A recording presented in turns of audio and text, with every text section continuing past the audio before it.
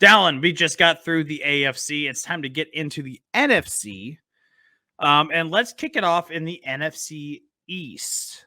I believe one of the more competitive divisions that I think we'll have this coming season. Last year, the Eagles, Super Bowl representatives out of the NFC, finished 14-3, winning that division. The Cowboys finishing 12-5 in that division. The Giants 9-7-1.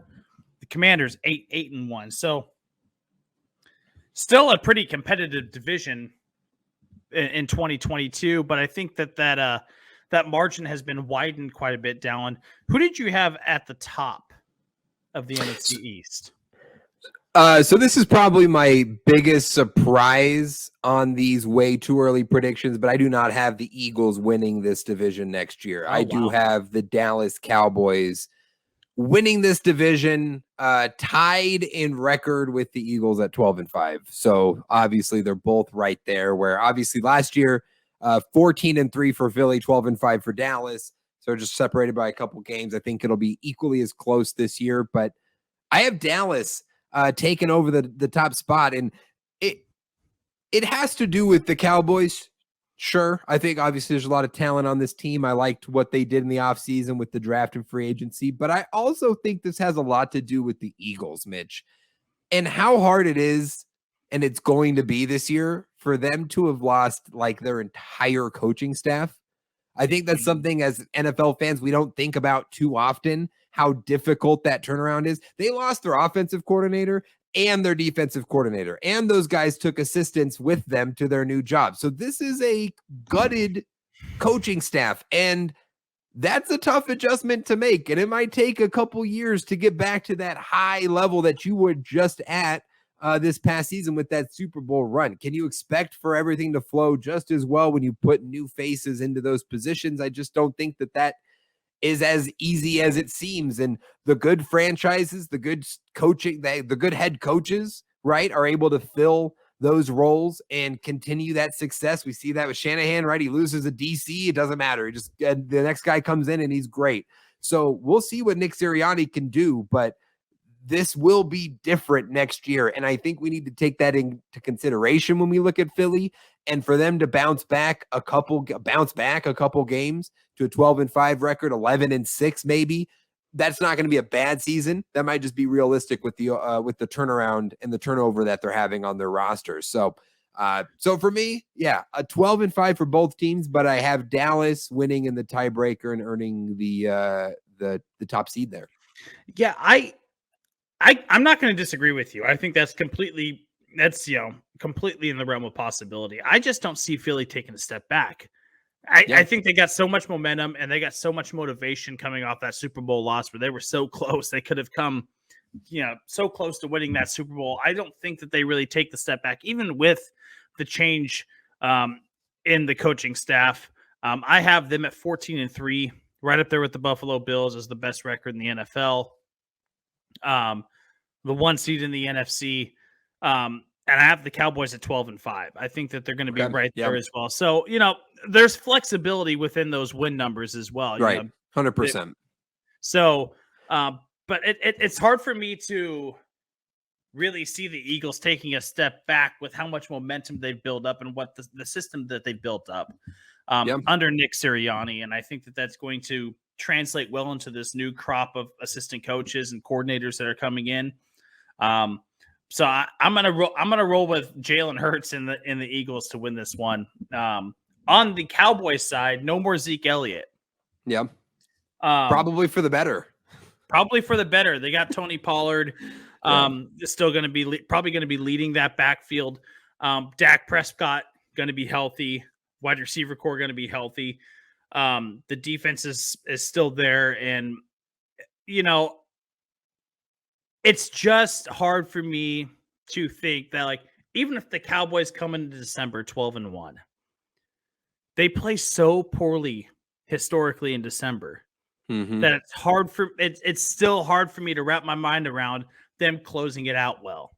Yeah, fair enough. If I'm in 12-1 or 11-2, I still in my mind, I'm like, they're going to drop 2 or 3 of those games and they're going to wind up second in that division. So that's why I have them at the 5 seed, still making the playoffs at 12-5. Clearly, I mean, if they miss the playoffs at 12-5, what am I doing in my predictions? So, but I think these are two very good teams, and I think there's a third really competitive team in this division as well. Okay. Yeah, for me, it's more of a gap. I think those two are the clear two at the top, and then I do think it's a gap. But either way, and especially for Dallas, too, I just think with how weak the NFC is, that they're in this conversation whether they deserve to or not. It's like out of default that they're in this conversation with a team like the Eagles, just because who else is competing in the NFC? Who is a really, really good team and a really good roster? I mean, not many options. So Eagles are and should be the favorite in the NFC and the favorite in the NFC East. And again, I had them tied in record,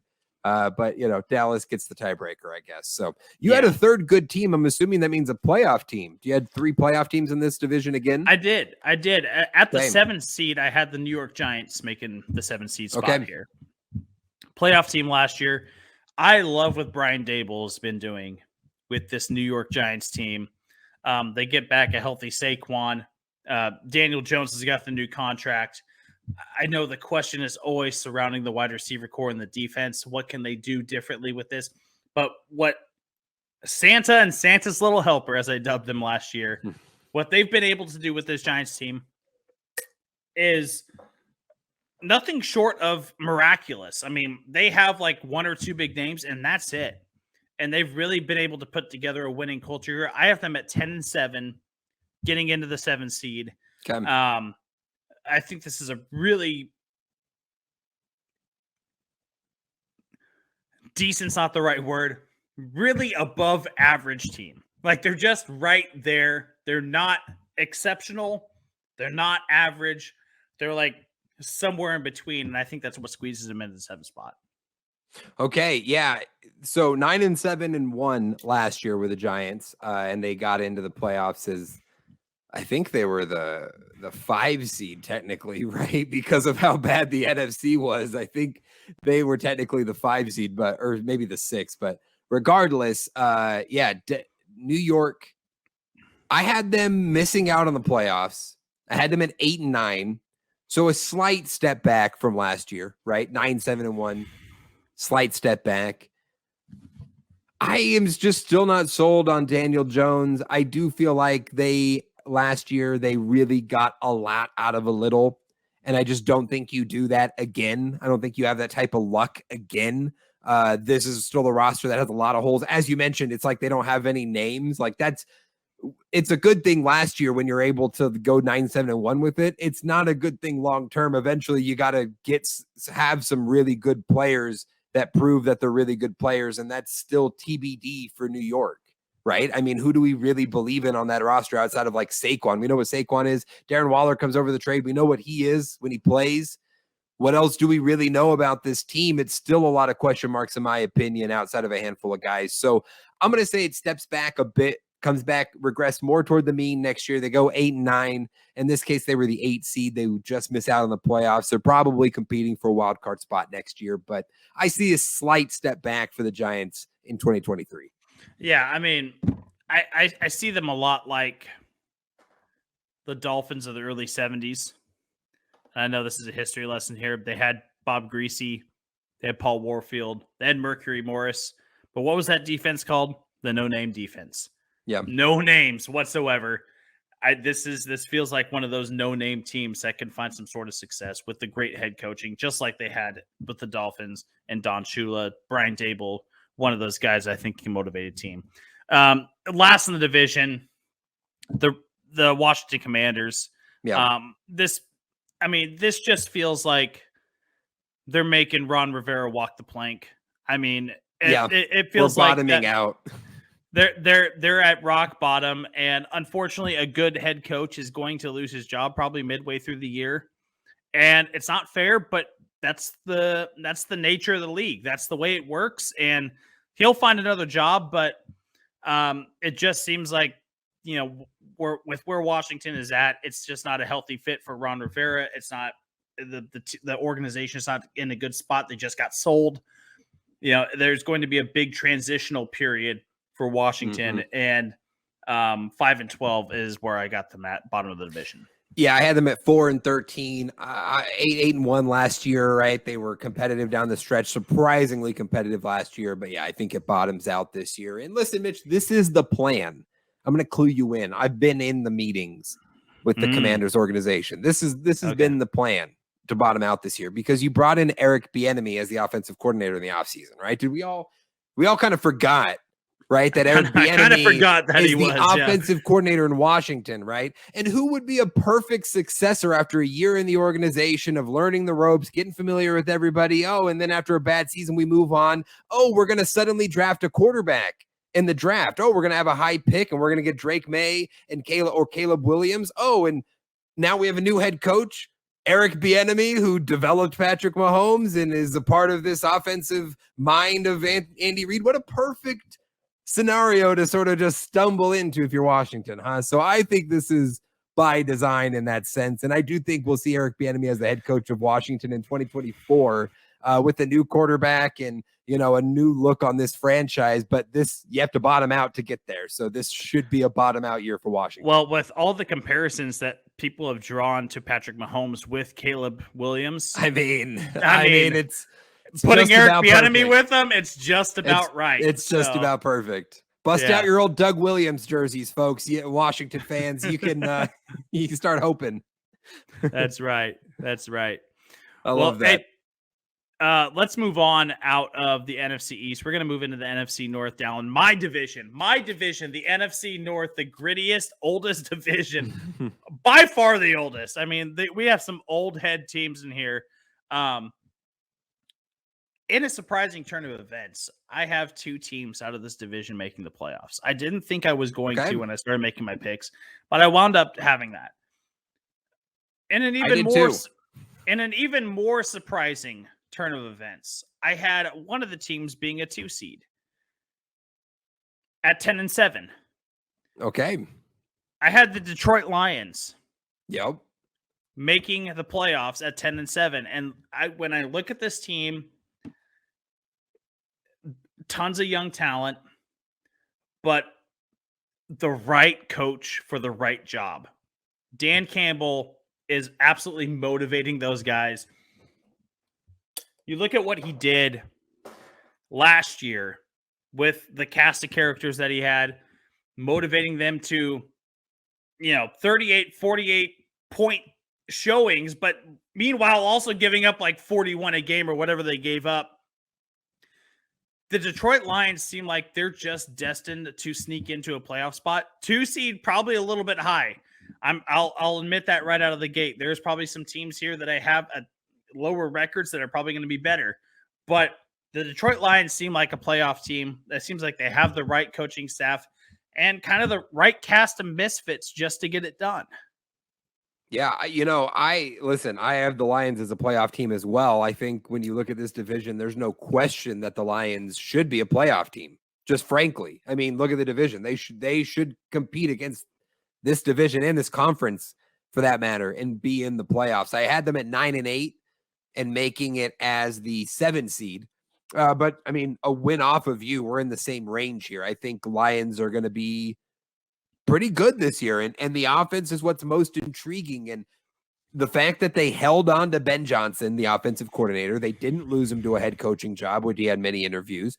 That is so big for this team. And bringing in Sam Laporta, bringing in Jahmyr Gibbs, getting Jamison Williams back. Now, he'll be suspended to start the season, but getting him actually on this team for a majority of this season, hopefully. I mean, this offense should be improved from what they were already able to do last year. So, yeah, there's a lot of potential and hope in Detroit right now. And as a result, they should be in this mix 100%. No question in my mind. I didn't have them winning the division, though. I did, tied in record with the other team. I'm curious, are we on the same page here on Minnesota, maybe? We are, yeah. Okay. So go ahead. Go ahead. No, I had them at 9-8 as well, as I said. But they win the division in this tiebreaker, so they get the 3 seed in the NFC at 9-8. What was your record? I had him at 10-7. I had him at 7-7 with the 6 seed. I love that. So we were both of them tied in record. Tiebreakers go a little differently in these cases, but both Lions and Vikings up there at the top. And I think obviously the Vikings after 13 wins, they're going to come down from that, right? And it was the biggest fraud in the history of football. Yeah. Obviously overinflated, that's fine. But this is still a team with a lot of talent and offensive firepower to match. The defense needs a lot of work, but they're working on that. And, I think that may take some time, but this offense is good enough in a weak NFC and in a weak NFC North to do enough to win 9 or 10 games and claim a playoff spot. So it seems like we're right on the same page there.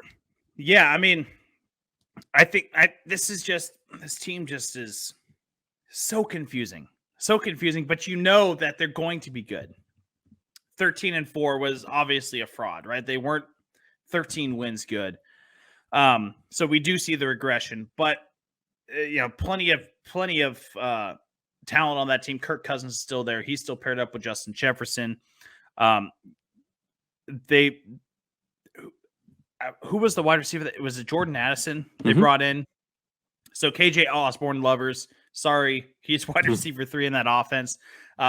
This is a great 1-2 combination that they have on the outside in that wide receiver core. And you still have Dalvin Cook to run the football for you. So this is a team that is going to make a splash, going to make some noise at 10-7, I think. And it's going to be a gritty 10-7 team. I think that this is a team that is maybe more competitive than their record reflects. Yeah, I think. Yeah, and Kevin O'Connell deserves, I think he deserves some credit for last year and credit from us as fans to say, you know what, we'll give him the benefit of the doubt that he's going to have some success based on what he was able to do last year. And I love, Mitch, their new DC, Brian Flores, right? They bring in Brian Flores from the Pittsburgh Steelers. They make him their new DC, and that defense is pretty weak. But Flores is going to get the most out of that defensive unit. That encourages me for Minnesota this year as well. Rest of the division, though, Mitch, Green Bay and Chicago, where did you have them placing? So, by the way, Bear swag. Got the hashtag Bear. Hashtag Bear down. I have the Bears finishing third at 8-9. And this seems like 5-win improvement. 5-win improvement from last year. I think we saw some things from the Bears that they can do it. They just didn't always get it done. And I think that they capitalize on that more. I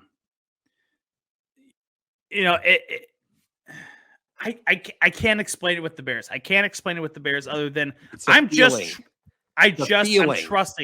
I'm trusting it. I'm not doing the weird Bears making the Super Bowl thing for the second year in a row. But you know what? 8-9 seems right. Okay. And you know what? If they finish 8-9, I'm happy. That's a great season. It's a great season. Successful season for the Chicago Bears. Yeah. It's a great step in the right direction. They still probably wind up with like a mid-round pick, like a mid-first round pick, and they can able to add to what they're building already. So with the addition of DJ Moore, it just all makes sense. 8-9. Yeah, listen, I had the Bears at 7-10, right? I do think they at the very least need to double their win record, right? Is that fair to say? 6-11 is bare minimum of acceptable next season. But you should be at least 7-10, hopefully 8-9 as you predicted. But Chicago should be improved, and the door is open in this division, right? I mean, there's no Aaron Rodgers anymore, so it's up for grabs. And I'm just going to say this now. I picked them at 7-10. I picked them last in this division, but only 2 games out of winning it, by the way. But if the Bears are the Jacksonville Jaguars of 2023, I'm just not super shocked if they win this division this year with like a 9-8, 8-9 record. All right. I'm just not super shocked by that. Because Detroit, yes, it was really good last year, but we're still projecting. Minnesota was clearly a fraud last year. How good really are they? We don't know. And Green Bay is Aaron Rodgers' list and starting a guy who's been in the NFL for 3 seasons and has thrown like 5 passes. So there is a world where Chicago gets competent, wins 8 or 9 games, and win this division. But all that to be said, I like 7. Don't get my hopes up. 8-9 is fine. Again, I had them last in this division. I also had Green Bay at 7-10. So they were right there. What did you have Green Bay? Oh, yeah, we differed on this one. I have them at 5-12. 5-12. Okay, so you see a really bad season for Green Bay. Well, Green Bay is a hard one, all right? I just want to say that first. And honestly, I think the NFC North was the hardest division for me to pick. Outside of maybe the next division that we talk about, depending on what order we go in. But this one was a tough one just because all the teams are pretty similar. There was one point where I had them all with the same record. They were all like 8-9. And I was like, yeah, this is just not going to happen. But like, Green Bay has so much talent, right? Still. I know this wasn't a great team last year with Aaron Rodgers, even with Aaron Rodgers, right? They went 8-9 last year, but this is still a team with a ton of talent, with the ability to lean on a run game. And if you could do that effectively and play really good defense, you can win a lot of games in this division. But obviously the question is on Jordan Love. What is he at all? Like, is he good? Is he bad? Is he great? We just don't know. So that's why I ended up at 7-10, because it's like a game off of last year. It's not better. They're not going to improve per se. I think if they went 8-9, 9-8 next year, they would be elated to reach that mark with Jordan Love. So I don't really know. That was one of the tougher ones to pick just because of the huge question mark there at quarterback. Yeah, it's a massive question mark, and I don't see how they could get better than what they were last year without Aaron Rodgers. I just don't see that. Don't see it one bit. So, when really nothing else has really changed around them. I guess it's the Jordan Love effect. I'm going 5-12. Yeah, going 5-12. Moving on from the NFC North, the NFC West, Dallen. Much tighter division. Looking back on this division last year, the 49ers absolutely just ran roughshod through this division. 13-4. So close to getting to a Super Bowl. Seahawks, a very impressive performance from Geno Smith gets them to 9-8. And then a steep fall off out after that. The Rams 5-12, the Cardinals 14-3. Both those teams vastly underperforming what we thought they were going to do. We thought this might be the best division in the NFL, was the NFC West, and they weren't even close. I mean, there was one team at the top. There was a pretty competitive team there in the middle at second, and then two really bad teams there at the bottom. So, Dallen, going into 2023, do we see a similar outcome for the NFC West? I do think I think this is more competitive than it was last year. I don't think we're going to have two bottom feeders this year, in my opinion. I do think San Francisco is the team to beat at the top. I don't think they're going to hit 13-4, though. I had them winning this division, and I had them winning the division at 10-7 and earning the 2 seed in the NFC. Same here. Yep. So, and a lot of that just has to do with the quarterback questions. Just like we have no idea who's going to play and at what point and how many games. Like, I know they have Purdy and Lance and Darnold, and sure, they'll make it work, but how long is Purdy out? Is he going to miss the beginning of the season? If he is it Trey Lance? Does Trey Lance look good? If he looks good and Purdy's healthy, who do you play? I mean, there's a lot of question marks about even who's playing week 1 on this team at quarterback, let alone the future at that position for this franchise. Yes, this roster is arguably the most talented outside of quarterback, with just the guys that they have and the talent they have to surround him with. That question, though, just really, really scares me. So I think the beginning of the season may be a little rougher, so they can't get to that win total maybe you'd expect, but they should still be the team to beat with the talent they have. So I liked 10-7. I felt good with that. I think the question for the San Francisco 49ers at quarterback really is answered pretty simply. And it goes the age-old question. What have you done for me lately? Yep. Trey Lance hasn't done anything for them. Brock Purdy has done a ton. I think you roll with Brock Purdy. You have Trey Lance as a backup. And swallow your pride a little bit. Yeah, you spit the 3rd overall pick on Trey Lance, and it's not going to work out. Maybe he's a backup. You're not going to go with Sam Darnold over those two guys. Of course not. They've outperformed Sam Darnold over the last couple of years. you have to roll with the hot hand. And before Brock Purdy got hurt in that playoff game, it was Brock Purdy was the man. I think you have to roll with Mr. Irrelevant in this one. And I have them at 10-7, top of the division as well.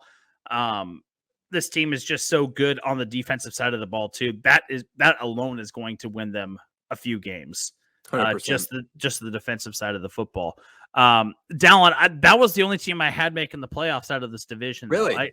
I had the Seahawks. No Seahawks repeat then. No, I had them finishing second in the 8th seed, just missing out at 9-8. Okay. I think that they hit their peak. Wow. With Geno Smith. I think that Geno Smith, look, no one expected Geno Smith to do the things that he did. No one and their grandmother expected Geno Smith to do what he did last year. But I think we've seen kind of what his peak is as a starting quarterback in the NFL. Question marks all across the board when it comes to the running back position. You know, you think you have Kenneth Walker and have him locked up, and then you go ahead and draft Zach Charbonnet. RIP to Kenneth Walker fantasy owners, because that just kills his fantasy value. You do bring in JSN, though. A great second wide receiver option in that offense behind Tyler Lockett. He's going to be fantastic, but I really don't see how that puts the Seahawks over the edge to pass the 9-win mark. So I have them at the 9-8 mark, second in the division, missing the playoffs. Yeah, I'm pretty surprised by that, Mitch, to be honest. I don't see how the Seahawks don't, I mean, all things equal, right? Unless Geno Smith misses half the season, I don't see how they don't at least repeat a 9-8 record, if not improve upon it, because this NFC is just not good. And who else is better than the Seahawks? Just realistically, I look at these rosters, and not only did they prove to be a playoff team last year, but they've improved this roster this offseason. JSN and Devon Witherspoon are starters on this team. They added 2 high-quality young starters to this team with very valuable picks on top of some of the free agency moves that they've made. I think the Seahawks should be as good, if not better, next year. I had them at 10-7. I had them tied in record with the Niners and earning a playoff spot, obviously, as the 6th seed.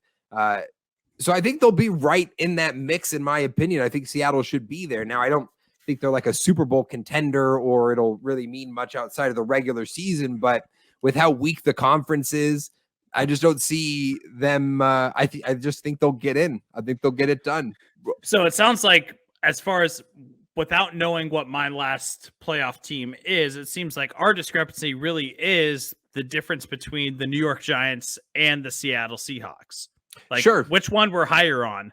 Sure, where I'm a little bit higher on the Giants, and you're a little bit higher on the Seahawks. Is kind of and that seems right, because those teams were separated by half a game last year, and we're both wild card teams, 9-7-1 and 9-8, right? So right in that mix. Can they maintain that? They were both surprising playoff teams last year, right? Can they maintain that? Will they build upon that? Will they regress, right? I took regression for the Giants. You take regression for the Seahawks. I like that. I think that's, it's a good point. Well, and I didn't even really take regression for the Seahawks. Well, a slight regression, right? Well, a couple game difference is all we're saying. I had them at 9-8. Yeah.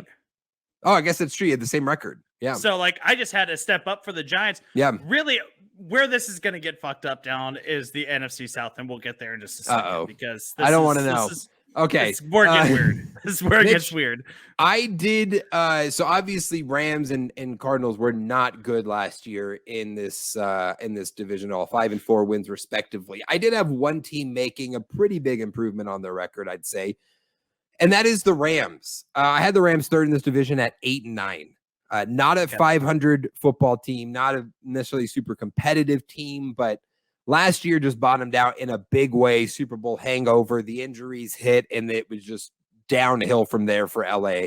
I think they just bounced back more towards the mean this year with some of that injury luck and some of that, a couple games go your way that didn't last year. And they're still not a great team. There's so many holes on this roster that they just have not filled, that I question the future of this team and the direction they're going. But I could see them winning 7 or 8 games and at least being somewhat competitive with how weak the NFC is. So yeah, I had them on probably the bottom end of my expectations because this is a team that like I could see going 9-8 and just being okay. I had them at 7-10, yeah. and third in the division. I mean, they just got hammered with injuries. I mean, it was really the bad luck bug, the Super Bowl hangover. Sean McVay questions about whether he was coming back or not, whether he was gonna go to the booth, be an analyst. There were all sorts of questions surrounding them going into the season, and then the injury bug hit him, and it was tough for them to recover. So I think this is an aging roster, with not a whole lot of draft capital to speak of moving forward. Right? They traded a bunch away and really invested on talent now, and it came back to bite him in the ass last year, and it was the perfect example of why you cannot trade like first round draft picks 3 years in the future away without having any sort of security blanket with it. So, well, you can if it rings a Super Bowl ring. If it does it, which it did, but there were consequences were always going to come, right? That's the moral of the story, you know. Right? Those consequences were always going to come, and now they've come, and the Rams might suck for 5 years. That was the price they paid. Imagine, you know? You can't imagine the Rams are doing that for just one ring. You can't. Well, they had to obviously you hope for a little more success than just one year where you pull it off. Exactly, and that's where I think that there's the fault in that ideology. Yes, but they did make 2 Super Bowls in that 4-year run. We forget about that early one with Goff, but pre-Stafford, you know, when they're building this thing up and they're making moves, they had a competitive window and they sold out for it. And it worked. They sold their soul and they got the ring, but the consequences have come and they will not be pretty. And it's not going to get much better in LA. You know, no, it's just not. They won't. That's the situation they're in. So it's a bad spot in LA. Speaking of bad spots, I do think they get back. Oh, but gosh, yeah. Arizona. the dumpster fire in Arizona. But, yeah. Okay, allow me to go off for a second. Okay. Dallen. Kyler Murray should have played baseball. Okay. Kyler Murray should have played baseball. That's where we're going. You should have played baseball. Look, this is as bad of a spot as you can get. I got him going 2-15, Dallen. Wow. Worst record at least in the 5-12. No, you know, it's not great, but this is a bad spot. D Hop's not even going to be there for the full year. He'll be gone. I'd be surprised if he's even there for week 1. He should be gone before training camp and do a new team. This is a mess. This is a mess in Arizona. And much like the color of their bird, red hot dumpster fire over there in Arizona. This is going to be the biggest mess in the NFL. And there are going to be some embarrassing losses. This team is just poorly put together. They're either youth or way too old. There's nothing in between. They have superstars that are unhappy. They brought in the new head coach. Cliff Kingsbury's living somewhere in the Middle East now or something like that. I don't even know where he went, but he's not coming back anytime soon. This is just bad news for the Arizona Cardinals. 2-15 is where I got them. Worst record in the NFL. They'll get the 101 come next year's draft.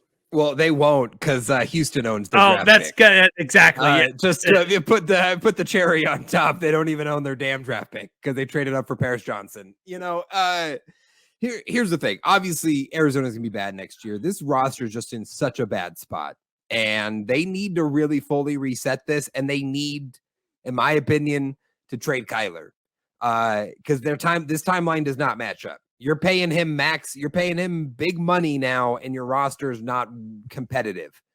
So you got to tear it down, and you got to move on from that asset, get that contract off your books, and reset at the quarterback position, and really like tear this thing down to the studs, in my opinion. So I don't think that happens this year, though. I think Jonathan Gannon, new head coach, he has to win in year 1. It can't be awful. You can't bottom out in year 1. So he'll try, and they'll do what they shouldn't and try to win more games than they should. And maybe they end up at 5 or 6, but it's still not going to be good. And at the end of the season, they'll be in the same spot they are today, asking what the future of the team looks like. So there are some big decisions to make, some changes that need to happen continually on this roster, but not a good season upcoming for Arizona. I'd be shocked if they even had a winning record. I mean, yeah, this is bad. If they sniff a winning record, I'll keel over. I'll have a heart attack. Yeah, I will. I would too. I mean, yeah, they're that bad. Just a god-awful situation in Arizona. But Dallen, let's get into the final division of our way too early NFL predictions, the NFC South. And I told you just a few minutes ago, this is where it gets weird. This is where it gets weird, and I can't explain why, because it's way too early. It's way too early. We get weird stuff sometimes. Last year in the NFC South, it was a debacle, right? We had a division winner with a losing record. The Bucks win at 8-9. The Panthers, Saints, and Falcons all finished at 7-10. Yeah. It feels weird to say that the worst division also had the tightest race in all of football, but that's exactly any what of happened. Those teams could have been a playoff team last year. Just think about that. You think about the Carolina Panthers in 2022. They were a game away from being a playoff team. Like that's dumb. That's just odd situation. But looking into 2023, Dallen, we'll start out at the top. At the 4 seed, at 9-8, winning the division, keep pounding your Carolina Panthers. I have winning the division at 9-8. Oh, I love you, Mitch. This is where it gets weird. This is the division. Yes, it does. Gets weird, and I can't explain why. But like, I look through their schedule as I was picking games. I'm like, yeah, they can win that one. Oh no, they're going to lose these two. Well, they can win these two right here though, and it just wound up at 9-8, and I can't give you a good reason why. But I got the Panthers going 9-8, winning the division. Okay, listen, I had Carolina at 7-10. Third in the division, but we'll get to the other ones. But 7-10, so I think 7-10 is like the bare minimum of acceptable for next year. Even with the rookie quarterback, even with the new head coach, I think they got to at least reach 7 wins. But 8-9, yeah, that should be the goal. 9-8 and competing for a playoff spot should be the goal. And I don't think it's far off considering this division. I don't. I had the division winner at 9-8 in my prediction as well. I think 9 wins is going to get it done. 8 wins got it done last year. So, and this division hasn't gotten any better. So yeah, I think that's going to be that range, and Carolina can be there. It all depends on Bryce Young. It all depends on how good this kid really is, how special he really is. If he's number 1 pick worthy, and he really is that guy that I believe he is, and that a lot of people believe he is, then yeah, they might go 9-8, and they might win this division with the rookie quarterback because of how god awful everybody else is. And so you don't hate it? I don't, Mitch, I'm a Panthers fan. You think I would come up here and hate you predicting us making the playoffs with a rookie quarterback? I'm all on board, man. I'm about to buy the Bryce Young jersey today. Hey, let me say, I'm big Bama guy, big Bryce Young guy. Maybe I'm just picking him because of Bryce Young. You know, damn tied. I gotta go. I might be kind of a little bit of a Panthers fan this year because I love Bryce Young so much. I think this just comes down to that this division is pretty wide open. There's only one team, and we'll get to them at the end, that I don't believe is really in this race at all.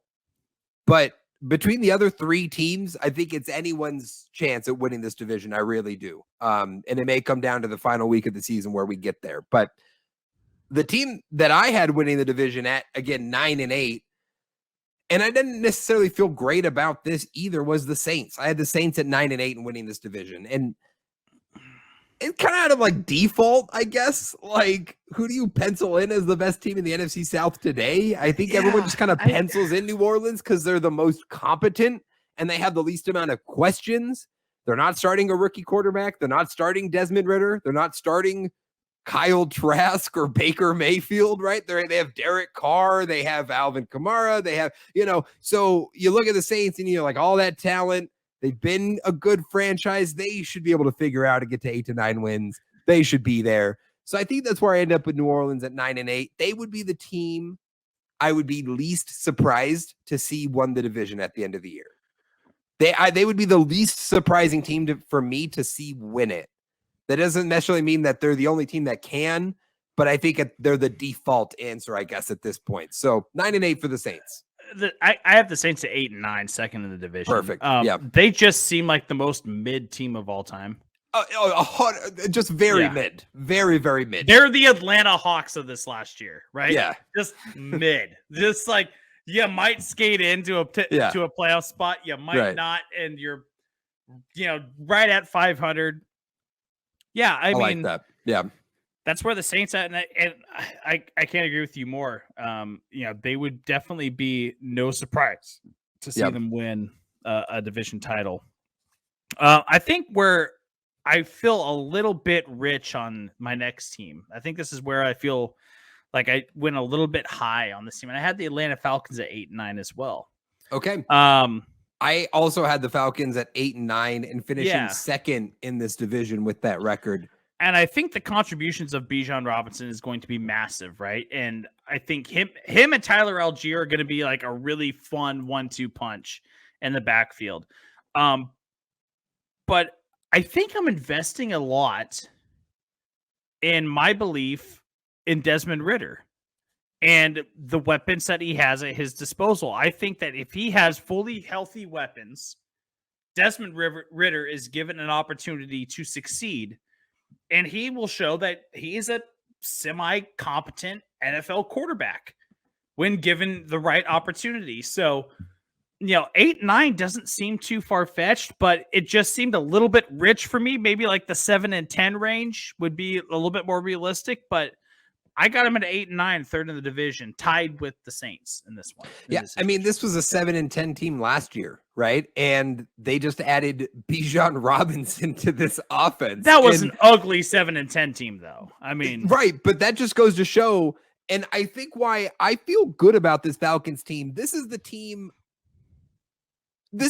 I hope wins this division. Okay. Outside of the Panthers, right? As a fan, I want the Panthers to win. But as an NFL fan, this is the team I'm rooting for next year to win this division, to make a leap, to get to 9-8 and be that surprising. Oh my God, the Falcons, they did it, because you felt that momentum in the second half of last year. You saw those moments where you were like, this is a good team. They have the foundations of a good team, especially on offense. They have all these weapons and all these fun things that they can do. And Ridder and Mariota, like, it was enough last year, right? It was enough. And maybe Ritter's not great this year, but with Kyle Pitts and Drake London and Tyler Algier and Bijan Robinson and a good offensive line, like, it doesn't matter. They're going to be able to put up points and do some very creative things on offense to win some games. And the defense is going to improve, and it has improved over the last year and will continue. And that's kind of the biggest key in that regard, honestly, is how good the defense is going to be what determines the ceiling of this Falcons team in 2023. But I'm kind of bought in on the Falcons in this NFC South that seems wide open. Why not Atlanta with all that firepower to come in and claim the division this year, potentially? So, I mean, I had them second at 8-9, just a game back in New Orleans, but they're kind of the team I'm rooting, kind of figures it out and gets a playoff spot and creates a fun first round matchup for somebody. Do you want to go extra spicy, Dallen? Do you want to put the Atlanta Falcons winning the division on the hill? Okay, I love this because I did predict the Saints in this exercise to win the division, but despite that, I will go on the hill and say the Falcons will win the NFC South in 2023. Why not? Because that's what this season is all about. And I really do. Again, I was rooting for the Falcons to come out of this on top in my exercise, and they didn't. They were just short, but that'll be a fun team. So I love it. Yeah, we'll go on the hill with it. Okay, perfect. Mitch, the final team in this division, the Tampa Bay Buccaneers, who were the division winner last year at 8-9, but had the biggest change of any of these teams by far, and that is the departure of the GOAT, Tom Brady. No Tom Brady. And yes, this roster is largely the same outside of Brady, right? Evans, Godwin, neither of those guys got traded. There was potential of that in the offseason, right? Would they think about that? Nope, those guys are back. Offensive line is pretty solid still, as we've seen. Defenses brought a lot of those names back. So, yeah, that talent is all there. But there's not a team in the NFL next year that has a bigger question of what the hell they are doing at the quarterback position than Tampa Bay. Are they seriously Are they serious with a straight face? With a straight face, are they seriously telling us that they are going into next season competitively with Baker Mayfield and Kyle Trask? Because you shut up! I would get it. I'm so fucking scared right now. You shut up. I would be if I was a Bucs fan. I'd be terrified because it would be one thing, Mitch, if they had torn it down, right? If they had traded Godwin or Evans, if they traded some veteran pieces and were like, all right, we'll throw Trask out there. We'll really bottom out. We'll hope for Williams or May in the draft and we'll do the thing. But they didn't. They kept everybody from a Super Bowl winning team a couple years ago. They kept all this talent and just expect Baker or Kyle Trask to be able to be enough to be competitive. And that is wild to me. I saw Baker last year. He was my quarterback. It was not good. It was not good at all. Kyle Trask is awful. They wouldn't play him in week 18, Mitch. They had an insignificant game in week 18 last season. They knew Brady's probably gone. They know that Kyle Trask is probably the starter next year. And they didn't start him. They started freaking Gabbert or whoever the backup was ahead of him. They didn't even let him play in week 18. That shows me how confident you are in your backup quarterback and this young kid that you won't even throw him out there in a meaningless game to just get some live reps. And you expect me to believe that you think he's your starter next year? Get out of here, bro. Get out of here with that bullshit. I have them. What did I have them as a record? 4-13, Mitch. I had Tampa at 4-13. I think this is an awful season. And again, it's the quarterbacks. It's all about these. You cannot have confidence in that. I had him at 4-13 as well, Dallen. I mean, their situation is literal straight. Their situation at the quarterback position is literal straight hot garbage. This is just hot garbage. Straight hot garbage. You're a garbage person. It's just terrible. It's terrible. I mean, what they are doing at the quarterback position makes zero sense whatsoever. It makes zero sense. And Tom Brady's leaving. You know that your next guy up is Kyle Trask, and your answer is Baker Mayfield. That's your answer? Baker Mayfield, the guy that I invested in. I invested in Baker Mayfield. He is Cleveland's Lord and Savior. I said that he could turn it around in Carolina. He was released. He was traded mid-season. I said he could do it in Carolina. He didn't do it in Los Angeles. Why would I think he could do it in Tampa Bay? It's a mess. Yeah, it's a mess. 4-13. Tampa Bay, second worst record in the NFL. They'll wind up with the second overall pick. Okay. Yeah. Bad spot, but the NFC South will be fun.